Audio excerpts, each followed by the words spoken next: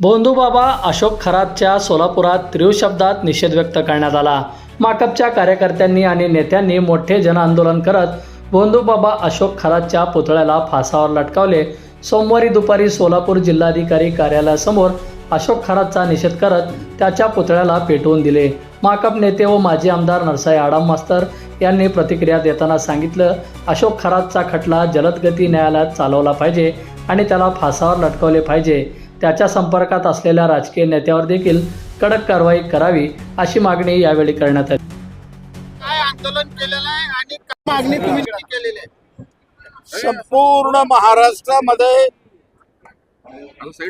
त्या नाशिक आणि अहिल्यानगरच्या परिसरामध्ये इतकंच नव्हे, पुणे मुंबईच्या परिसरामध्ये भोंदूबाबा अशोक खरात गेले 20 वर्षापासून महिलांचं शोषण करतो, पिळवणूक करतो, 5-5 लाख रुपये फी आकारतो, गाड्या स्वीकारतो, अमावस्याची पूजा करतो, 50 एकर जागा त्याच्या नावावर आहे, 2000 कोटीचं बँक बॅलन्स आहे, अनेक आमदार खासदार मंत्री IAS ऑफिसर IPS ऑफिसर अनेक पुढारी या भोंदूबाबा अशोक खरातच्या भोवती सामील झालेला आहे।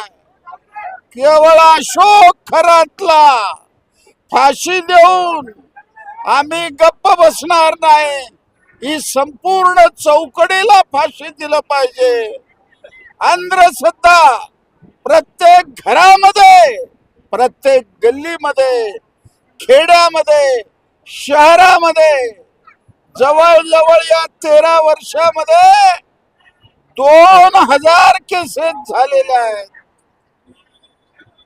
13 वर्ष झाला अजून सरकार नियम करायला तयार नाही। मी आमदार असताना याच्यावर मोठी चर्चा झाली, सरकारनेच बिल आणलं आणि सरकारी आमदार याला विरोध करायला सुरू केल्यावर मी आणि गणपतराव देशमुख ते थांबवलं, म्हणून हे बिल कुठेतरी पास झालेलं आहे। या महाराष्ट्रातल्या नव्हे, जगामध्ये एप्स्टीन सारखा महाभयानक शैतान, तो तर पंतप्रधान, मंत्री, राजे महाराजे अशा लोकांना समुद्र किनाऱ्यावर घेऊन कोट्यावधी डॉलर त्या ठिकाणी उकळलेला आहे, अशा घटना घडू लागलेल्या आहेत। अटक झाली आहे ना, आता अजून तुम्ही अटक होऊन प्रश्न सुटणार नाही, जलदगती न्यायालयापुढे घेऊन जावा आणि याला फाशी दिल्याशिवाय, कारण अनेक पत्रकारांचं त्यांनी मर्डर केलेलं आहे, 1500 महिलांचं नाव उघड झालेलं आहे, शारीरिक शोषण झालेलं आहे। असे माणसं आणि जे आमदार आहेत, खासदार आहेत, मंत्री आहेत, महामंडळाचे अधिकारी आहेत, महिला पुढारी आहेत, या सगळ्यांची चौकशी करून अशोक खरात बरोबर फाशी होणं ही अत्यंत गरजेची बाब आहे। तुम्ही पुतळ्याला फाशी देऊन जे आहे ते तो दहन केलेला आहे, नेमक्या काय मागण्या आहेत? महाराष्ट्र शासनाने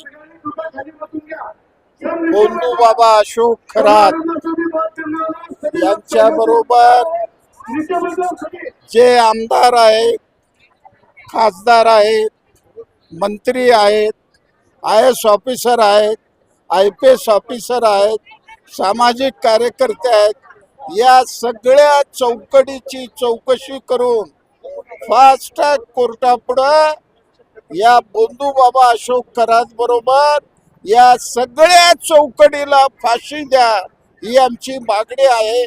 केवळ सोलापुरात नाही, सर्व महाराष्ट्रामध्ये आज ही मागणी लावून धरलेला आहे आणि जोपर्यंत फाशी होत नाही तोपर्यंत हा विषय लावून धरणार आहे। या अशोक खरातचे जे आहे ते अनेक नेत्यांना, राजकीय नेत्यांसोबत हित संबंध असल्याची माहिती समोर येते, कसं पाहता याकडे?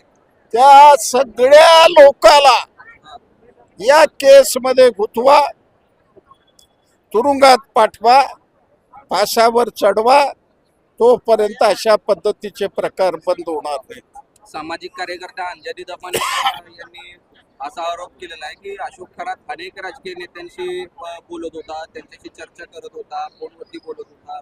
उदाहरणार्थ एकनाथ शिंदे यांच्याशी देखील तो बोलत असल्याचं सांगितलं. अंजली दमाने यांनी बोललेली वस्तुस्थिती आहे, ती वस्तुस्थिती समोर आणलेली आहे त्यांनी.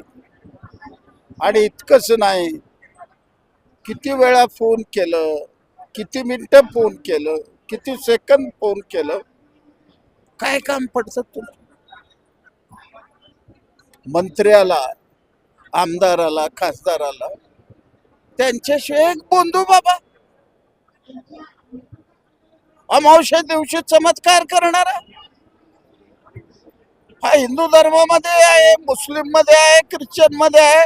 हे चमत्कार करणारे जे बाबा आहेत, जे बाबा जोपर्यंत सरळ होत आहे तोपर्यंत आपण भारतरत्न बाबासाहेब आंबेडकरचे नाव घ्यायला लायक होणार नाही.